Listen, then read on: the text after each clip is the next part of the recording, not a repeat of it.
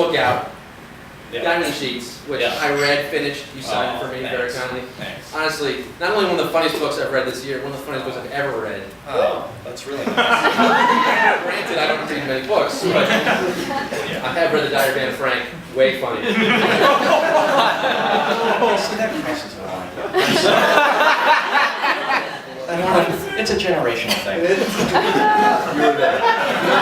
But what I love about the book is, besides it being absolutely hilarious cover to cover, is the vocabulary you use. Your language it seems like it's out of a Cagney movie or something.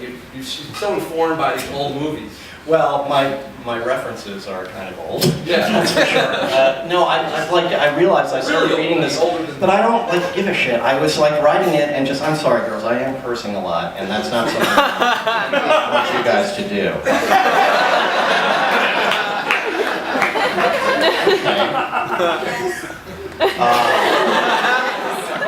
No, I just realized, he gave her his best Chad Everett smile. Nobody knows who Chad Everett is anymore. But I grew up watching those shows, or his Mannix look or whatever. I realized I'm writing these books for myself. Right.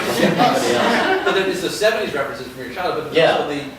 Well, this mixes in a lot of Luella Parsons and Hedda Hopper and those people from that era. But this influences, I feel like, Cabin Boy, Little Lord Fauntleroy was your influence for there, and. Well, yeah, actually, Cabin Boy was Captain's Courageous and Freddie Bartholomew too, which again nobody knows. I was talking to Adam the other day. We were talking about it. It's just who did we make that movie for? It's nobody in that movie is attractive. Everybody is ugly, and it's just there's no eye candy in it, and it's well, I mean, you guys know what it is. So. But I think it's amazing. Is there a plan to take this to a one-man show? Do this with You're looking at it. Right. Follow the Berkeley model. Do the book, then the show, then the movie. I feel like you can do it. No, I don't think it's going to happen. My last question before we open it to the audience Thank Christ. What is left? I mean, what do you want to do, Chris? You're not just in show business. Right now, what do I want to do? Is there anything you haven't seen, sites you haven't seen, you want to travel? What is in the grand scheme? I just have a couple more kids. It's turned out all right. A couple more of those before I shuffle off. I don't know. I've done it. I've done everything that I dreamed I wanted to do. It happened. I was very lucky for me very early on, working for Dave Letterman actually gave me the opportunity to actually settle down to sort of do what you do later in life. I did in my 20s, right. And got married and had kids, so I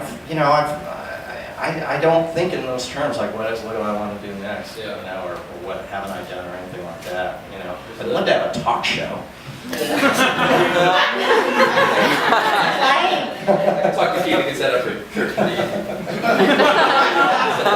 Really? Yeah. You just have to talk to Pete and you get a talk show? That's all it takes. Anyone here? That's how Pete got his talk show? You talk to Pete? Any man named Pete. All right. I just want to say one last thing. As I admire you as a comedian, but also as a family man, because I feel like in show business it's hard to raise kids and stay married and have this amazing family. Nice. You got married very young. Yeah. And you raised the kids and you managed to keep it all together. It's well, we lived on the East Coast for the most part, and I think I gave up a certain amount of work living back here, but it was also, yeah, I know Cabin Boy also had something to do with giving up. That's my little spin on it. I gave up a lot of work living back east. It's actually some of the work I actually did was the problem.